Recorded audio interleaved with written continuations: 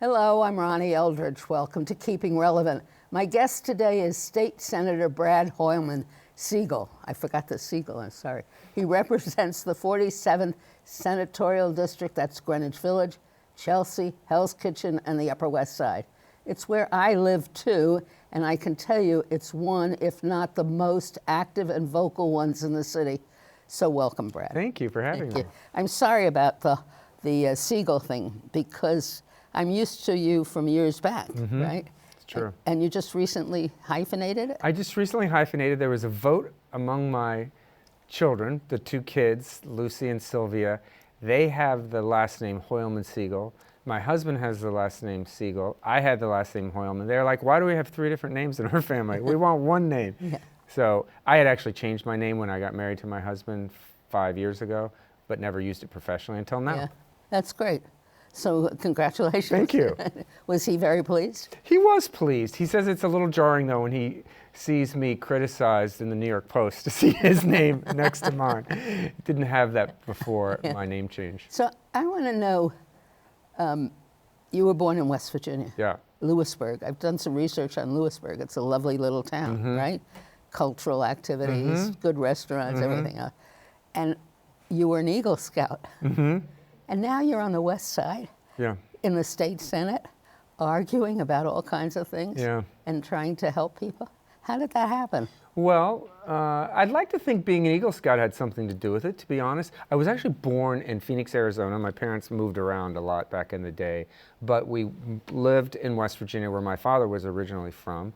And I think it was partially that inspiration early on in my life that public service was honorable and a vocation that one should pursue. And my mom always taught me that. It was around the time of, my earliest political memories are around the time of Watergate and really the end of Vietnam. And I remember clearly my mom saying, not every politician or public official is like Richard Nixon. We need more who aren't like Richard Nixon. And then it just kind of fell into place that I would pursue law and then elective office, and it's really been an amazing vocation for me. So you really believe that being a politician is a noble profession? 100. I believe that 100%. 100%. I mean, we need to recruit, if you will, the best and the brightest in public office, and that's why, the way we have structured our campaign finance system statewide and across the country needs to be more modeled after New York City to allow more people the chance to run and be able to participate. And I felt the same way, I still feel the same way, and I came many years before you, but it's a system that is not encouraging people to even vote. Yeah. So what do we do about that? We have record low voting. I think that we need to do a better job at the earliest ages of our children. Civics education seems to be just not fully realized or even partially realized. I mean, there are the requirements, but I have yet to fully understand what New York requires of its educational system. I don't think it requires anything anymore. Your mother was a teacher. Yes, public school teacher. And what grades did she teach? She taught mostly fourth grade, but mostly elementary, range from K through 6. I had the most wonderful civics teacher at Joan of Arc Junior High School when I was, I guess, what's junior high school? I don't know, 7th, 8th grade. Yeah. Who really further encouraged what was already instilled in me, because I grew up during the Roosevelt era, and my family was very committed to Roosevelt, and I was too. Just taken, as I've said a million times, my birthday is the same day as his birthday. So there were always March of Dimes balls and things, and I had this connection. But my civics teacher, he used to take the class. There used to be something called the Town Hall Meeting of the Air. And once a week we'd go there in the evening for one of the sessions. It was a forum, and we were able to ask questions. I mean, he was quite remarkable. And he started something which I don't think still exists, called Youth Builders, and Eleanor Roosevelt was his partner. And she came to Joan of Arc Junior High School. Anyway, without that education, I don't, you just don't have the ability to understand what it's all about. So that's one of your projects. Right? Yes. Well, I also share a birthday with a Roosevelt, Theodore Roosevelt. Oh, isn't that October 27th. So, and also the New York City subway. So I always say I was destined to be a New Yorker one way or the other based on that alone. But we really need to build that at the earliest ages. And civics education can do a lot about, other things we see that are harmful to our society, like hatred and violence and guns. Yeah. And the more we can work toward that, I think the better off we'll be. Unfortunately, in New York State, we have a rather ossified State Department of Education that really, in many ways, is walled off from public input on the curriculum. And we're trying to change that, whether it's LGBTQ curriculum, Black history, Asian American history. And it's under such fire. It's under such fire nationally. So this is the time when we should be looking to change that. But we do have those curriculum battles with the State Department of Education. We still have it. We still have it. They don't want the legislature interfering with their curriculum. And I get it to a certain extent. But I also think they need to be more progressive and responsive to the wider concerns that we see in society today. Ethnic groups that feel like their history is not being taught, and as a result, you see violence against them in different parts of, certainly of the state and the country. Is of course, 100%. Yeah. It's also things like dyslexia, which is a huge problem, and credit to Mayor Adams for raising the issue, but we still don't have statewide screening for dyslexic students. Right. We don't even, I used to say we didn't have it in prison, but we don't even have it not in schools. Correct.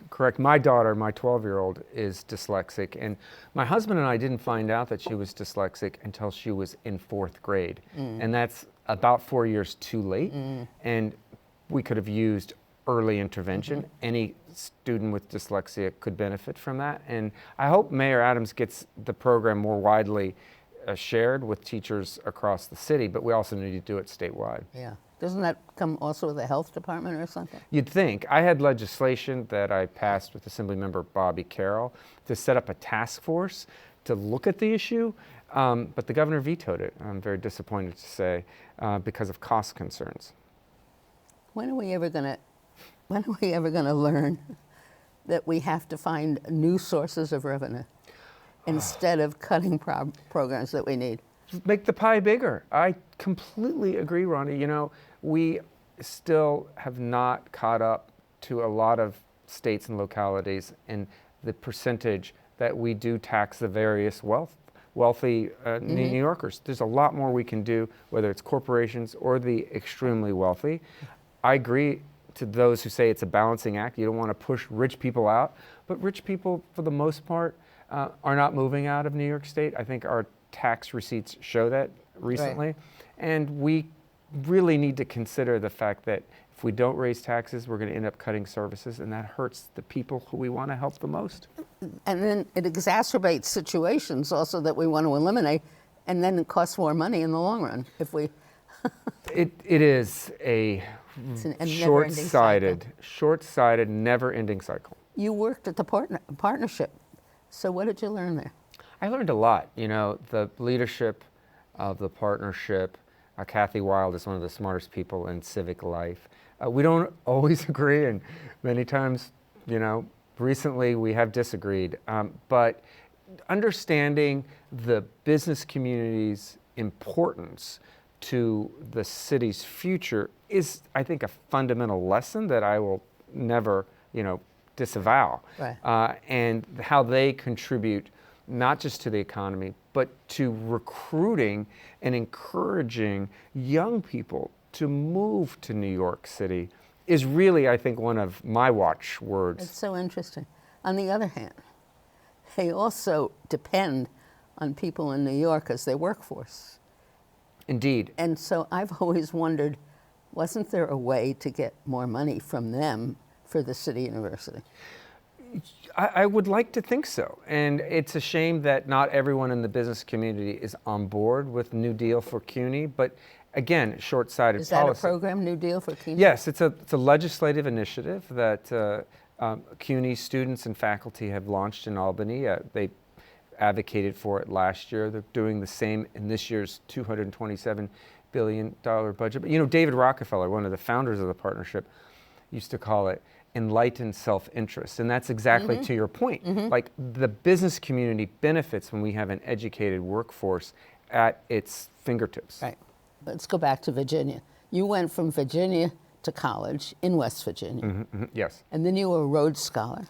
Yes. Pretty impressive, right? That was my golden ticket out of West Virginia. Is that right? Oh, really for sure. I mean, different? look, I was a kid in a town with, 2,500 people. I mean, to get to my house where I grew up, I would have to tell the UPS driver, take a left at the barn that said chew mail pouch tobacco, treat yourself to the best. And I was at the end of the dirt road. So that was kind of my youth. And then I went to West Virginia University, which, a big state university, nationally ranked football and basketball team, but you could really fall in between the cracks there unless you have a mentor. And I was really fortunate enough to have one, and a political science professor who guided me through my undergraduate years. Like my civics teacher. Yeah. He came to my inauguration, my first session of the city council. It's true, isn't that important? It's so important. I mean, you most likely wouldn't have even maybe known about. I wouldn't even known about the Rhodes Scholarship. I also won the Truman Scholarship, a Marshall Scholarship. I mean, it was like a scholarship bonanza. I think I fit a profile. Maybe the interviewers were like, this kid could definitely use a ticket out of West Virginia, but I'm glad they gave it to me. Oh, that's so great. Yeah. And then you came back to Harvard Law School. I did. I moved back to New York City, where I met my husband, and then went up to Cambridge to Harvard Law School, where Michael Gianaris, the deputy leader of the New York State Senate, was also enrolled. Oh. Is that why the two of you are paired on so many things? A little bit. I mean, he's the deputy leader, but yes, I think he sees law as a progressive force, as do I, and I don't think that's disassociated with our similar legal, education. You were in the news recently because you chaired you do chair the Judiciary Committee. That was quite an experience, huh? It was. I mean, I never expected this nominee or this amount of public attention to the process. Now we're in the middle of a lawsuit even at this stage. I never expected to be on the other side of an issue with Governor Hochul, who I have strongly supported and campaigned with her up and down the West Side in the lead up to the November elections. But it is what it is. But I am really thankful for one thing, which is the public attention to the issue has to be good, because judges matter, especially with what we've seen coming from Washington. Well, that was a very important point, because the Supreme Court now, as we all know, leaves much for us, people like us, to desire.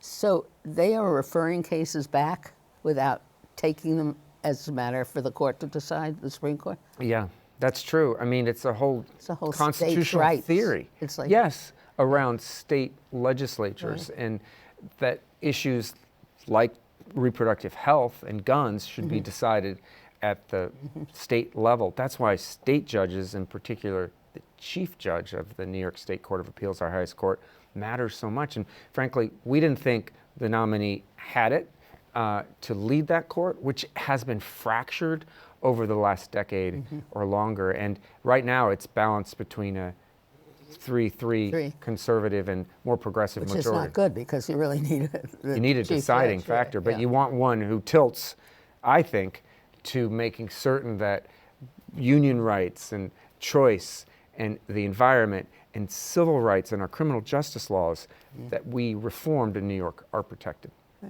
It's interesting at the coalition that came together to oppose it. I think, and that's a lesson also for other issues that you want to push, right? Go back to your education issue. It's something, the labor unions, some of the biggest ones, objected because of a ruling he had made? Correct. A ruling that involved whether a union official was going to be treated for the purposes of a lawsuit in his professional or his personal capacity. They wanted to treat him in his personal capacity, even though he was speaking in a union hall, which could put a chilling effect on union leadership all across the state. So the fact that the AFL-CIO weighed in so early on this nominee really did not bode well for this nominee's chances. But it wasn't just the unions. Right. The NAACP Legal Defense Fund opposed his nomination, the most respected civil rights organization, arguably in the entire nation. When they say this nominee should not be approved, I think my colleagues, had to listen to that. Mm-hmm. And even though he was Latina? Even though he certainly represented a community that needs a voice on the Court of Appeals. And I hope the governor, when she brings forth a new nominee after the Commission on Judicial Nomination issues its shortlist, considers that factor strongly. His record in criminal justice was really distressing. In particular, one case where he allowed a prosecutor to strike a juror from a jury pool because she had quote unquote dark skin. Yeah. I mean, it's not. Yeah. It just was unfathomable that we would support a nominee who signed on to an opinion like that. Right. We can only move on from this and be hopeful that we get a nomination that Democrats can coalesce around. So what are your major issues? I think affordability in New York City, making certain that housing is at the top of our priority. Governor Hochul, to her credit, has some really forward-thinking housing proposals. I want to support those to encourage housing construction, affordable housing construction throughout not just the 5 boroughs, but throughout our state in areas where local zoning laws have really resulted in discrimination and prevented people of color and others from moving into neighborhoods that were constructed, essentially with walls around them, but also tenants. The other side of that coin of development and encouraging housing production is protecting current tenants who live in rent-stabilized housing, and even those that don't. There's a bill called Good Cause Eviction that would bring those protections that currently only rent-regulated tenants have to market-rate tenants. I get calls from my constituents. Their rent has gone up 40, 50%. Meanwhile, their income has not. Meanwhile, their income has not. Yeah. And so we need to protect them too. So I hope there's some sort of grand bargain that can be struck in this year's budget between protecting current tenants who live in New York City, as well as looking forward to bringing new, low-income supportive housing to the 5 boroughs. That is a top priority of mine. Another one is our mass transit system. As we look at this budget, teetering on disaster, on insolvency, and it is really what is saving our city's, future prospects. It's like the vascular system in somebody's body, isn't it? It is, and we hear the complaints from my colleagues who live in the Hudson Valley or on Long Island. We don't want to bail out the MTA again. Well, my message to them is that we're constantly bailing out Hudson Valley and Long Island. Right. New York City is the economic engine for the entire state. Yeah. And if our circulatory system is clogged or on the brink of, of a heart attack, we got to do something about it. So the plans put forward in the budget are really important in that regard too. What about the suburban tax? What happened to that? Well, there is the PMT, it's called. There's a proposal in the governor's executive budget to raise it to help save the MTA. I support it 100%. Obviously, we're hearing a lot of squawking from our suburban colleagues because they don't want it increased. But it's businesses that pay it, not individuals. Right. Oh, that's interesting. Yes. But the new connection from Penn Station to Grand Central, who does that help? Well, I think that this kind of decision-making around our mass transit is really important. The current Penn Station plan, unfortunately, is dependent, it would appear, on commercial development around the station. We passed a law, I voted against it in Albany, that would allow the developer there to build 10 towers around Penn Station, 8 of them super tall. You know about super tall towers. And he just announced the other day that he's not going to do it because the market isn't ready. Well, anybody with any common sense could have told him that That's what I don't understand. In a city council, when Giuliani put the crisis center up high in one of the buildings, I mean, that was the most ridiculous. Yeah. I think I was one of 6 people who voted against Yeah. that proposal. Anyway, what happens to common sense? It gets lost. It gets lost, and sometimes, you know, the status quo is so powerful. And real estate does a lot of great things for the city. There's no denying it, but they've had, you know, influence in Albany that kind of exceeds, I think, their relevance to everyday New Yorkers. That is being recalibrated, and I think the Penn Station proposal, frankly, was an example of that. Yeah, totally. Now, I have so much more I wanted to talk to you about. So another thing that you want to do is tax the Madison Square Garden. Oh, indeed. You know, Madison Square Garden's in my district. They have not paid property taxes for 40 years. They got an abatement under Ed Koch for a decade. It kept getting extended and extended and extended. Now it's 40 years. It'll be $1 billion that New York City has lost out in property tax revenue as of 2030. We could be using that money toward mass transit, for public schools, for affordable and supportive housing. I don't know why New York City is leaving that much money on the table. It's up to Albany to change it. We're going to make an effort, Senator Kruger, me, Senator Kavanaugh, who carries the legislation, to get that into our budget, at least our Senate one house, and start making the case. I want. This is a long question, which we're not going to be able to even delve into that much now. How many pieces of legislation with new proposals, like the housing and other things, how many of them have worked out? You know, a lot has, but we still need to go back to the days of, you know, Mitchell-Lama. What a successful housing program for middle-class New Yorkers. And I've got so much of it in my district, whether it's Penn South or Manhattan Plaza. I have Westbeth, a lower-income housing facility for artists and creative types. That's what we need to build, and that's what we need to think about. And the governor has announced a new Mitchell-Lama, but often you hear these grand pronouncements, as you're suggesting, in, you know, executive addresses, and then they get negotiated away. We're hearing a lot of them, both in the city and the state. Right.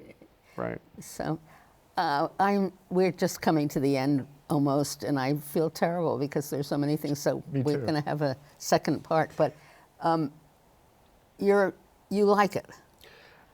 I think it is, as many say, and it's become a cliche, the honor of a lifetime to serve the public. Look, it's hard work, and you're busy, and you've got to balance family and kids, but who doesn't? I mean, we all have those same kind of stresses, whether you're, you know, a single mom, you know, and you know, working in a restaurant, or, you know, having the honor and privilege of representing the 47th Senate District, the Upper West Side of Manhattan in Albany. That's truly, truly something I cherish. Right. It's very good to talk to you. Likewise. And I really, well, part 2. Thank you. Thanks very much. Okay, thanks so much. Thank you.